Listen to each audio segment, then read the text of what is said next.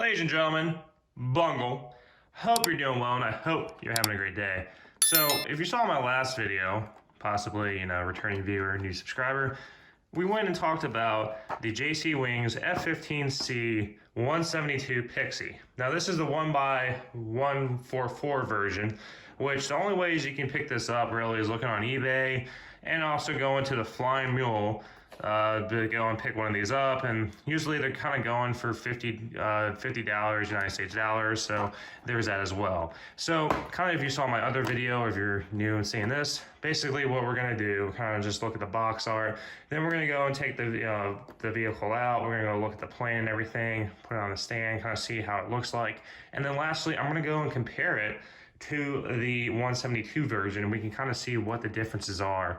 And I can already tell by looking at this, I think it's just going to be kind of more, quality with the designs and details and everything. But I mean, this is, like I said, you want to have a 1x144 version for like an office desk or office space. The 172 is kind of really huge, and unless you have a big work desk or you have a big entertainment area that you can go and mount it, or you have a good display case or something, you just have to keep that in mind. So this is kind of like a conservative way of displaying an Ace Combat model if you have limited space. So now we're going to go and open this up, which you can just pull it from the side here.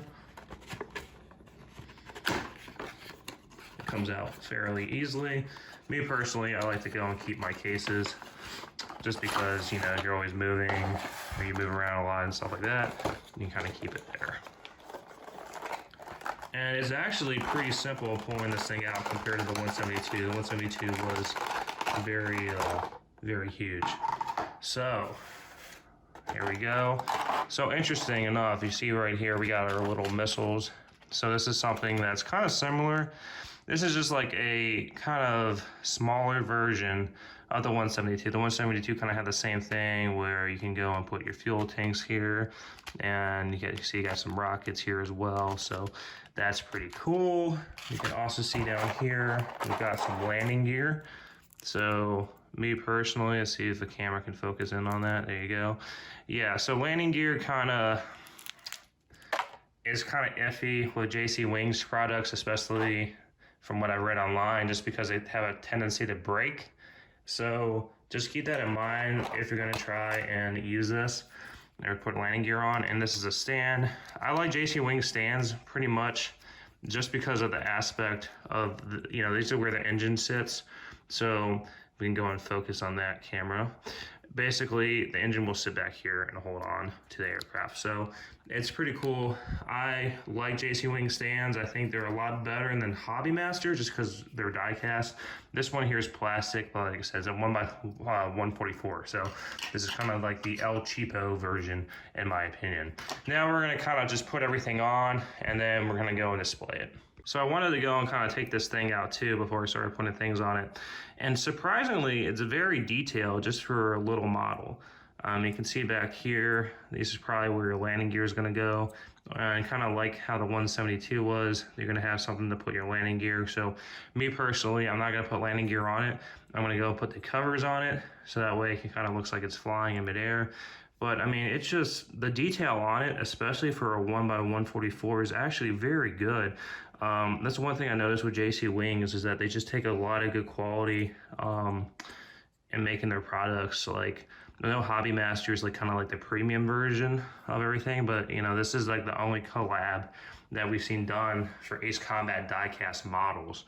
And it's unfortunate that they're not doing more, because I would love to see like a Yellow 13 or Mobius and everything like that. Like, this is definitely an area where they can make a lot of money. And you can see here the air brake does go up. Wow, look at that. It does go up, but it doesn't have a little thing connecting it down there. But yeah, we're gonna go put everything on it, and then we'll kind of just do a little comparison on it. So one of the things I noticed when I'm putting this aircraft together is that the missiles, as you can see here, has a little tab on it, right? The little tab here is supposed to go and attach to the aircraft. So if you wanted to go and have this thing stick, you're gonna need to get like super glue or something, because if you just put it on the way it is right now, with just putting it in place, it doesn't stick. See? You can't even like really get a good lock on, like good latch or anything. So that's a problem. Definitely would recommend getting super glue. That's kind of unfortunate, but like I said, this is like the $50 one by 144 version. So I kind of want to go over here what I did, so that way you're kind of aware of, if you get this model and you're trying to get these missiles on it, how you kind of put them on. Just because the way that JC Wings has it right now, it doesn't work out too well. So what I did is I took super glue, as you can see right here. I kind of put like a little bit down.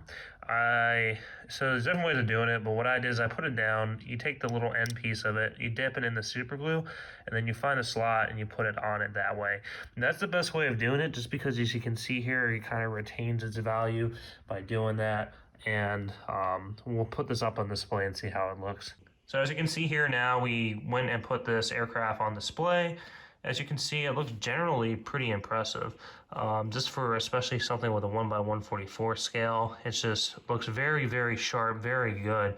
And I'm generally impressed with how this turned out. Definitely, like I said, for 50 bucks, with its detail and everything, there's a lot of models out there that doesn't really go into detail that much. What we'll do is we'll take it off its display stand, and we'll kind of show it a little bit too, what I did with the missiles. So you can see the missiles here, yes, you can, if you're really like OCD like I am, you may be like, oh, you know, this doesn't look perfect, doesn't look straight, but I mean, you gotta say, keep in mind what I talked about earlier, is that these missiles, you know, have a harder time staying in, and I kind of use like a Q-tip a little bit too to kind of clean off with alcohol some of the super glue that remains. So I think it looks pretty good in my opinion. I don't think anyone's going to really notice that you super glue this together. Now you can choose not to put the fuselages and all that all there, but I did just because it looks aesthetically very, very sharp. Definitely, of course, yeah, you can see the missiles down there kind of look a little wonky, but generally, like, no one's really going to notice that much. Like I said, it's not, if you're really that interested in like sharp detail, of course, go with the 1x72. This is kind of something that I'm just going to put up like on my desk or whatever, so I can show, because it looks pretty cool in my opinion. Definitely the paint schemes and everything look very sharp, very good. I mean, we can see that there with the tail markings. I mean, just look there, it looks really, really, really nice with the Velias Air Force Base. And like I said, the missiles here, like I said, yeah, they droop down a little bit. I mean, I'm being a little critical of my own work, but I mean, generally, like I said, at the end of the day, my goal was to put those missiles on this aircraft, and it wasn't really a good way of doing it besides doing super glue. And, you know, generally, when we go put this up on a display stand, it looks pretty sharp.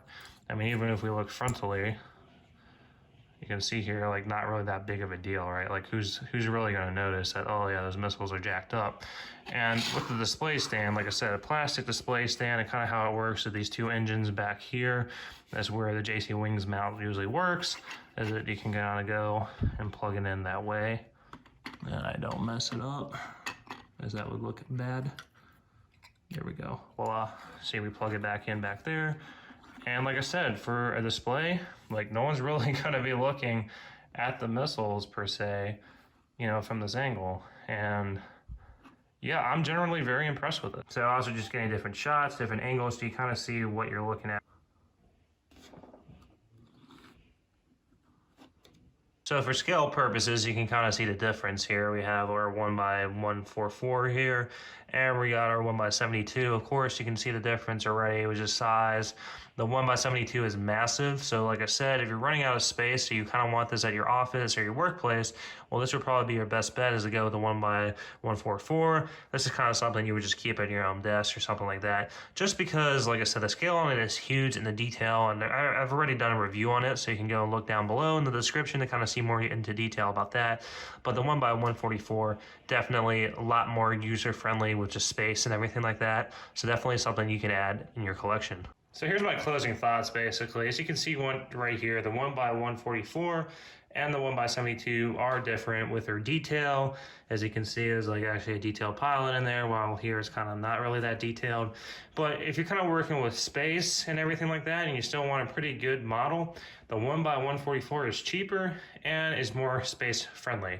The 1x72 is massive, very, very impressive. And, you know, like I said, they both have very good durability and quality. I accidentally knocked this over when I was kind of putting on the missiles and stuff earlier, kind of just messing around with it.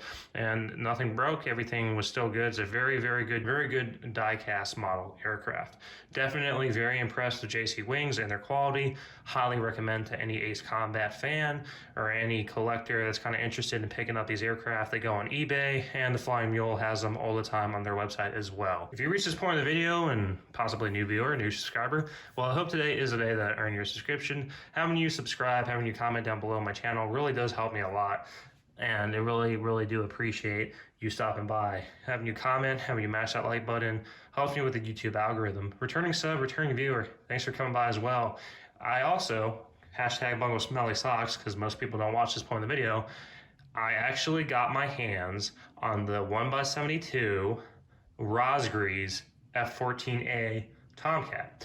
I actually have it here with me today and everything like that, so definitely going to look forward to doing that in the future. I'll probably do it for like a 500 sub mark, so that's kind of like a 500 sub reward for everyone, like, hey, we hit 500 subs, and definitely do a review on that. Definitely looking forward to it. It was definitely got it at a great deal, and like I said, I was talking about it earlier, those things are really rare to get, so I'm glad I've went and picked it up. We'll definitely compare it next to the Pixy and kind of see how that works, but I didn't get my hands on 1x144 F-14As because right now those Rosgreed ones are like freaking ridiculous, like $500. So yeah, definitely not worth picking up, but the one I did get from 172 was a deal, so keep that in mind.